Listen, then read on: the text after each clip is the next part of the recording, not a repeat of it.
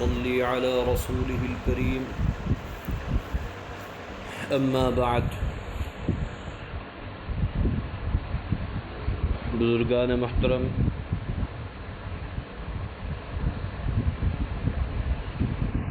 آج سے حج کے فضائل اور مسائل بیان کیے جائیں گے۔ دنیا میں حج کی عبادت کا سلسلہ انسان اول یعنی سیدنا حضرت آدم علی نبینا وعلیہ الصلاۃ والسلام کے زمانے سے جاری ہے۔ تفسیر کی روایات سے ثابت ہے کہ سیدنا حضرت آدم علیہ الصلاۃ والسلام نے ہندوستان سے مکہ معظمہ آ کر اللہ تعالیٰ کے حکم سے فرشتوں کی رہنمائی میں بیت اللہ شریف کی بنیادیں قائم فرمائیں اور حج ادا فرمایا، اور اس کے بعد برابر حجاز مقدس کے اسفار فرماتے رہے، جس میں سے 300 اسفار حج کے تھے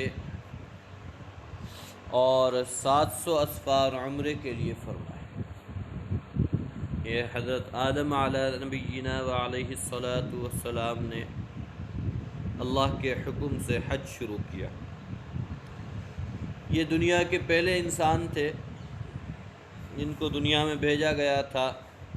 تو گویا کہ حج جب سے دنیا قائم ہوئی ہے جب سے ہی چل رہا ہے۔ حج کی جو عبادت ہے اس کا سلسلہ دنیا کے قیام سے ہی چل رہا ہے، حضرت آدم علیہ السلام سے ہی شروع ہو گیا۔ ایک روایت میں حضرت ابو ہریرہ رضی اللہ عنہ نبی کریم صلی اللہ علیہ وسلم سے نقل کرتے ہیں کہ جس وقت حضرت آدم علیہ السلام زمین پر اتارے گئے تو انہوں نے خانہ کعبہ کے 7 چکر خانہ کعبہ کا 7 چکر طواف فرمایا۔ اب جہاں مقام ابراہیم ہے اس کے مقابل 2 رکعت نماز ادا کی۔ اس وقت جہاں پر مقام ابراہیم ہے، جو حضرات حج کے لیے تشریف لے جا چکے ہیں وہ اس بات کو جانتے ہوں گے، یا جو عمرے کے لیے گئے ہیں، تو جہاں مقام ابراہیم ہے اس کے بالمقابل 2 رکعت نماز ادا کی۔ یہ اس وقت جب حضرت آدم علیہ السلام کو اللہ تعالیٰ نے زمین پر اتارا، انہوں نے پہلے خانہ کعبہ کے 7 چکر لگائے، اس کا طواف کیا، اس کے بعد مقام ابراہیم جو ہے اس کے بالمقابل نماز ادا کی، اور پھر اللہ تعالیٰ سے دعا کی، اللہ تو میرا باطن اور ظاہر سب جانتا ہے، بس میری معذرت قبول فرما لے، میری معافی کو قبول فرما لے، تو میری حاجت کو بھی جانتا ہے، لہذا میری مانگ کو پوری فرما دے، جو میں آپ سے مانگ رہا ہوں اس کو مکمل فرما دیجیے، اور تو وہ سب جانتا ہے جو میرے نفس میں ہے، بس میرے گناہ بخش دیجیے۔ اے اللہ میں تجھ سے ایسا ایمان مانگتا ہوں جو میرے دل میں پیوست ہو، اور ایسا سچا یقین جس سے مجھے عین الیقین حاصل ہو، بالکل برابر یقین آ جائے کہ جو کچھ تو نے لکھ دیا ہے وہی ہوگا، اس کے سوا ہرگز نہ مجھ کو کچھ ملے گا۔ کہ حضرت آدم علیہ السلام اللہ سے دعا کر رہے ہیں کہ اللہ ایسا یقین مجھے عطا فرما دیجیے کہ میرا یقین بس اسی پر ہو جائے کہ جو آپ نے لکھا ہے تقدیر میں وہی ہونا ہے، اس کے سوا نہ مجھے اس سے ایک پائی زیادہ یا ایک وقت ایک پل زیادہ ملے گا یا ایک پل کم ملے گا، جو آپ نے لکھا ہے وہ ملے گا، نہ کوئی مجھے تکلیف پہنچے گی، یعنی جتنی آپ نے لکھی ہے اتنی آئے گی، جتنی نہیں لکھی وہ نہیں آئے گی، اور یہ چاہتا ہوں کہ تیری تقسیم سے راضی ہو جاؤں۔ یہ حضرت آدم علیہ السلام نے اس وقت دعا فرمائی۔ جو حجاج وہاں جاتے ہیں تو تو ان کو چاہیے کہ اس دعا کا اہتمام کریں، کیونکہ جب حضرت آدم علیہ السلام نے دعا کر کے حضرت آدم علیہ السلام یہ دعا کر کے فارغ ہو چکے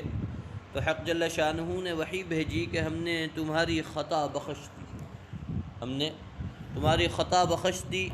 اور تمہاری اولاد میں سے جو کوئی ہمارے یہاں آ کر تمہاری اس دعا کو پڑھے گا ہم اس کے گناہ بھی بخش دیں گے۔ تو اس دعا کا اہتمام کرنا چاہیے، اپنے اپنے ائمہ کرام سے اس دعا کو پوچھ کر یاد کر لینا چاہیے۔ یہ اپنے مساجد کے امام جہاں سے بھی جو لوگ حج کے لیے جاتے ہیں اس بات کا اہتمام کریں۔ بھئی چھوٹی سے چھوٹی چیز بہت بڑا کام کر جاتی ہے، بھئی بظاہر چھوٹی سی دعا ہے لیکن اللہ کے نزدیک بہت قابل قبول ہے۔ بہرحال ایک موقع پر حضرت ابو ہریرہ رضی اللہ عنہ فرماتے ہیں کہ جب سیدنا حضرت آدم علی نبینا وعلیہ الصلاۃ والسلام حج کے مناسک ادا کر کے فارغ ہو چکے، تمام معاملات حج سے فارغ ہو گئے، تو بارگاہ خداوندی میں عرض کیا، اے رب، ہر عمل کرنے والے کو بدلہ ملتا ہے، جو بھی کرتا ہے اس کا بدلہ اس کو ملتا ہے، ہمارے لیے آپ کا کیا فیصلہ ہے؟ تو اللہ رب العزت فرماتے ہیں، اے آدم، میں نے تمہاری تو بخشش کر ہی دی، یعنی ہم نے تمہیں تو معاف فرما ہی دیا، اور تمہاری اولادوں میں سے جو میرے گھر کے پاس آ کر اپنے گناہوں سے توبہ کرے گا ہم اسے بھی بخش دیں گے۔ جو جب بارگاہ خداوندی میں حاضری ہو، حج بیت اللہ کے لیے جائیں، جو بھی حضرات جائیں وہ اس بات کا اہتمام کریں، اپنے لیے تو دعا کریں ہی کریں، لیکن ساتھ ساتھ اپنے اہل و عیال کے لیے بھی دعا کریں، خصوصاً والدین کے لیے دعا کریں، بیوی بچوں کے لیے دعا کریں، جتنے بھی احباب ہیں سبھی کے لیے دعا کریں، کیونکہ وہ ایسا موقع ہے جہاں پر دعائیں قبول ہوتی ہیں، کیونکہ حضرت آدم علیہ السلام سے اللہ تعالیٰ نے جو یہ کہا کہ تمہاری اولاد میں سے جو کوئی بھی آئے گا ہم اس کی بھی دعا قبول کریں گے۔ حدیث پاک کی ایک روایت میں آتا ہے، جب حضرت آدم علیہ السلام حج فرما چکے تو فرشتوں نے آپ سے آ کر ملاقات کی اور فرمایا، آپ کو حج مبارک ہو، ہم اس عبادت کو آپ سے پہلے 2000 سال سے کرتے آ رہے ہیں، یعنی جب حضرت آدم علیہ السلام دنیا میں بھیجے گئے اس سے پہلے فرشتے وہاں کی عبادت کیا کرتے تھے، یعنی فرشتے حج کیا کرتے، 2000 سال پہلے سے کر رہے تھے۔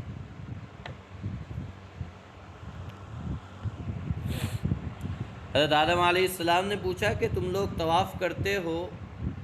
تو طواف کرتے ہوئے تم پڑھتے کیا ہو؟ تو فرشتوں نے جواب دیا کہ ہم یہ کلمات پڑھتے ہیں، سبحان اللہ والحمد للہ ولا الہ الا اللہ واللہ اکبر۔ پھر جب حضرت آدم علیہ السلام نے طواف کیا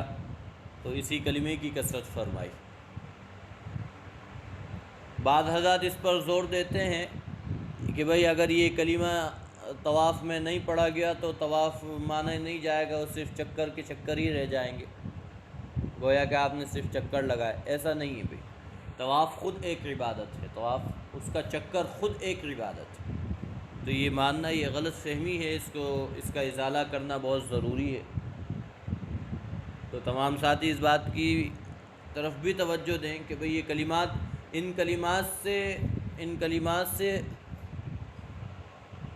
اس کا جو وزن ہے وہ بڑھ جاتا ہے، لیکن ایسا نہیں ہے کہ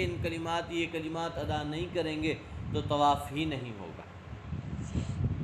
بہرحال یہ کچھ باتیں تھیں، ایک تو احادیث تھیں، اس کے بعد انشاءاللہ حج کی فضیلت، اس کے مسائل آگے بھی بیان کیے جائیں گے۔ اللہ تعالی ہم سبھی کو حج بیت اللہ نصیب فرمائے، وہاں کی حاضری ہم سبھی کے لیے آسان فرمائے، اور جو حضرات اس مرتبہ حج کے لیے جا رہے ہیں اللہ تعالیٰ ان سبھی کو حج مقبول کی سعادت سے نوازے، سبھی کو حج مقبول عطا فرمائے، اور تمام حضرات سے ہماری بھی دعا کی درخواست ہے کہ اللہ تعالیٰ ہم گنہگاروں کو بھی اپنی خاص رحمت کے سائے میں لے لے،